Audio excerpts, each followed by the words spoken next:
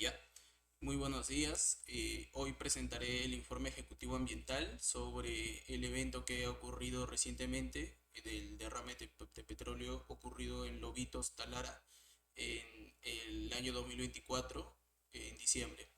Este trabajo forma parte del curso de evaluación de impacto ambiental a cargo del docente Juan Andrés Mendoza Castillo. Me presento, mi nombre es Guamán Santa Cruz Kevin Alonso. Y ahora el objetivo de esto va a ser el analizar también un poco sobre lo que ha ocurrido para poder sintetizarlo de manera de que pueda llegar a un mayor alcance y podamos todos eh, estar más informados sobre este tema. Y también hablaremos sobre las consecuencias sociales, las consecuencias económicas que dejó este incidente, ¿no?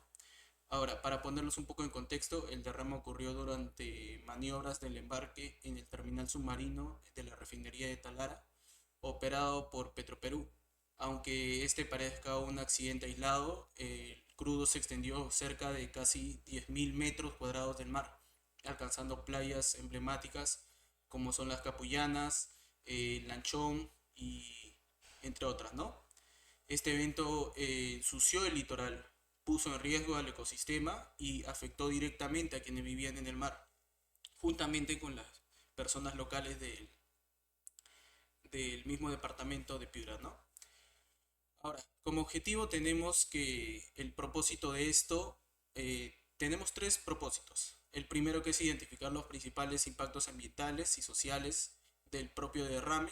Luego construir una línea base ambiental simplificada, que esto lo hemos sacado y nos hemos guiado, bueno, me he guiado del mismo informe. Ahora, ¿con qué fin? Para entender cómo la zona ha sido damnificada, la zona antes del desastre y después del desastre, ¿no? Y ahora, el tercero, el destacar por qué es tan importante contar con esta información de referencia para actuar con una mayor rapidez y una mayor precisión a la hora de una futura emergencia que suceda, ¿no? Ahora, pasando a la siguiente PPT, como los principales impactos tenemos también que el derrame generó cuatro tipos de impactos claves, el cual el primero se habla de un ecosistema marino costero. Este petróleo cubrió playas, rocas, redujo el oxígeno propio en el agua y puso en peligro bastantes especies, como es la tortuga golfina, los cangrejos, los organismos del fondo marino, entre otros, ¿no? Luego también la pesca artesanal. Los pescadores no pudieron salir a cumplir su labor diaria y el consumo del pescado local cayó por el propio temor a la contaminación que este mismo derrame ocasionó. Como tercero está el punto de turismo. El turismo local en esta zona se vio muy afectada. En plena temporada alta los visitantes desaparecieron por las manchas negras que se vieron reflejadas en el mar y el mal olor que también afectaba a estos mismos locales y como así también emprendedores locales. Ahora, también tenemos la salud y la sociedad. En este caso hubo reportes de irritación en la piel, problemas de respiración, dolores de cabeza y especialmente entre quienes participaban de la limpieza se veían más afectados. Entonces también creció la desconfianza hacia la empresa y autoridades competentes que pudieron haber dado una solución óptima al momento, ¿no? Ahora, como les he mencionado, este derrame fue a niveles de 10.000 metros cuadrados y su supervisión debió estar a cargo por la UEFA, CERNAM y fiscalizaciones referentes al tema, ¿no? Porque esto generó bastante pérdidas en la pesca artesanal y el turismo, que fueron los más afectados. Ahora, la reacción mismo de la población, ¿cuál fue? La frustración de la comunidad se vio incrementando poco a poco con el pasar del tiempo. En julio del año 2025, los pescadores y vecinos de Lobitos decidieron tomar medidas. ¿De qué forma? Iniciaron un paro indefinido que bloqueaban las vías de acceso, bloqueaban las instalaciones también de petroleras, perdón. ¿Y esto por qué? Porque sentían de que sus vidas estaban en riesgo. sus vidas se pusieron prácticamente en pausa, de modo de que sin ingresos, riesgos para la salud y para sus hijos, no había una respuesta concreta de parte de la empresa. Entonces, también hubo un desmérito público del comunicado de Petroperú, que afirmaba que la limpieza iba a estar al 95%, cuando la realidad no era esa. Ni siquiera se veía limpio el 50%, que era lo más viable para que nosotros, o bueno, los pobladores mismos locales, puedan mantener una vida saludable, entre comillas, ¿no?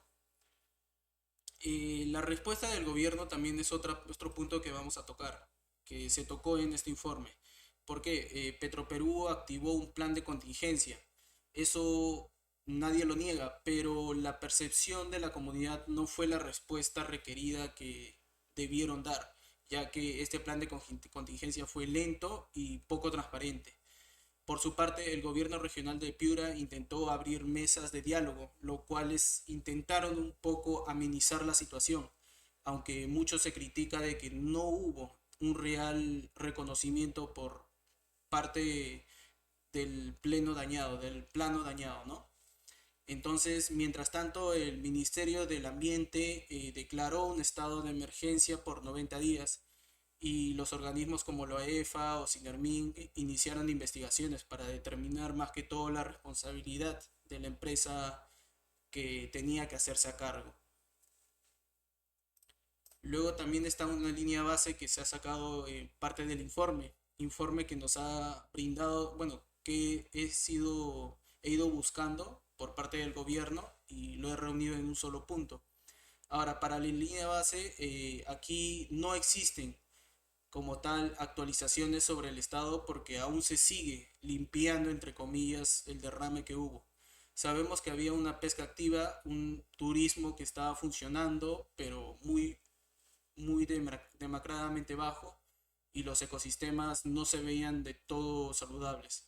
En este caso se reportaron impactos en las especies como la tortuga golfina, peces, cangrejos y entre otros organismos, ¿no? En el ámbito social, casi 1.103 personas resultaron afectadas, principalmente por pérdida de economía, pesca, turismo, lo que generó poco a poco retrasos en las compensaciones, ¿no? Ahora, vamos a ver el componente ambiental. En el componente ambiental presentamos el medio físico, sedimentos costeros, medios biológicos, medio social, el uso humano, la economía y los datos sociales específicos. La situación estimada, datos reales antes del derrame y durante el sistema del medio físico se presenta en el agua del mar como un parámetro normal, que como les mencioné fue de 10.000 metros cuadrados del mar afectado. Los sedimentos durante el derrame se reportó impregnación en el crudo con la arena y rocas de la orilla de la playa.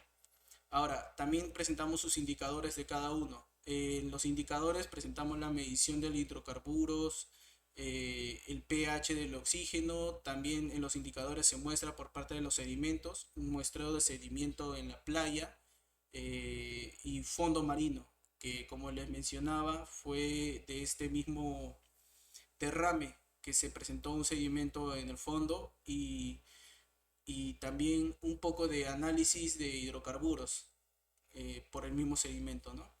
En el medio biológico, flora, fauna, pastos, todo esto se vieron afectados por el incidente y se reportó más afectación con los cangrejos, peces, tortugas. Su indicador, el inventario de especies antes y después del índice de biodiversidad y biomasa del área, justamente también con la cobertura vegetal marina. Ahora, para el medio social, su situación estimada es que el turismo costero tuvo una plena actividad muy baja. Entonces su indicador fueron los números de pescadores, el volumen promedio también para la captura, todo esto justamente para el turismo, para obtener los datos de las visitas y de los ingresos que pudieron haber tenido o en la pérdida que ha tenido, ¿no? Ahora, en la situación estimada económica, Se presentó también la infraestructura costera, funcionamientos, muelles, rutas locales, embarcaderos. Sus indicadores fueron el estado de los muelles, de los embarcaderos también, y del comercio local también, ¿no? Ligado al mar.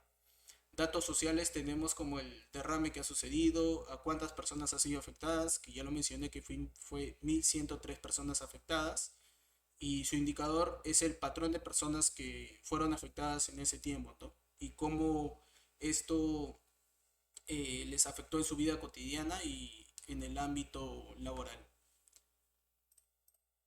Luego, para concluir un poco, entendemos también que este derrame no solo mostró vulnerabilidad a nuestra costa, también el incidente que hubo se criticó de manera de que tenían que contar con una línea base ambiental sólida, el cual en ese momento Petroperú no lo presentaba.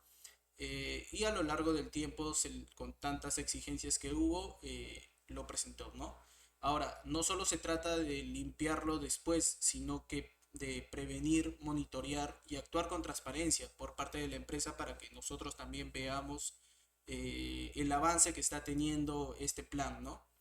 Luego también se propone como recomendaciones rápidas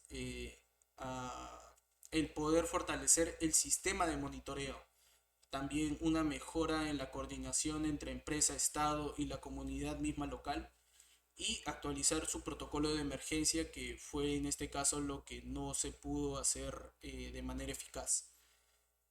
También al final del día, el proteger el mar no es solo una obligación ambiental, sino es un contenido de justicia social, por lo que las recomendaciones que le podemos dar fueron esas: de actualizar el protocolo de emergencia, un monitoreo de forma continua a la calidad del ambiente, la mejora de la coordinación de la empresa y el fortalecimiento de la propia línea base, ¿no?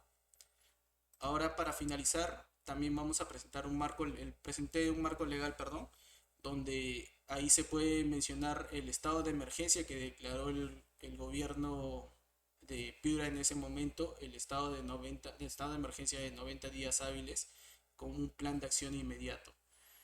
Como el marco legal tenemos la Constitución Política de Perú del año 1993, el cual nos habla de tener un medio ambiente equilibrado y adecuado. La ley también de fiscalización ambiental por parte de CINEFA, entre otros como la resolución ministerial del MINAM, que declara la emergencia ambiental y se declaró el estado de emergencia ambiental, ¿no? Ahora, para finalizar, ahí también presento la bibliografía de donde he sacado estos datos. Repsol tiene una responsabilidad. Les dejo con un pequeño video que es un poco para concientizar todo lo acontecido y resumiendo las consecuencias en sí que ha ocasionado este derrame. Muy grande, y lo que ha ocurrido con ese accidente es un crimen, un ecocidio contra todo el sistema natural que tenemos, la biodiversidad que tenemos en el mar. Ahora que nos queda cuidar las tiendas, las bodegas, a pedir los créditos, a endeudarnos, y la Pampilla hasta ahorita no tampoco tuvo un plan de contingencia con el impacto social y económico contra los perjudicados, que somos los en primera línea, los pescadores artesanales. Lamentable lo que hemos encontrado. Esto es el resultado del derrame de petróleo que ha ocurrido. Cerca de 12.000 barriles de crudo que provocaron el que se considera el peor desastre ecológico en la historia reciente del Perú. Y eso sería todo por mi parte, de acuerdo al informe que les he presentado del derrame que ha sucedido en Talara el año 2024, el mes de diciembre. Eso sería todo y será conmigo hasta la próxima ocasión. Muchas gracias.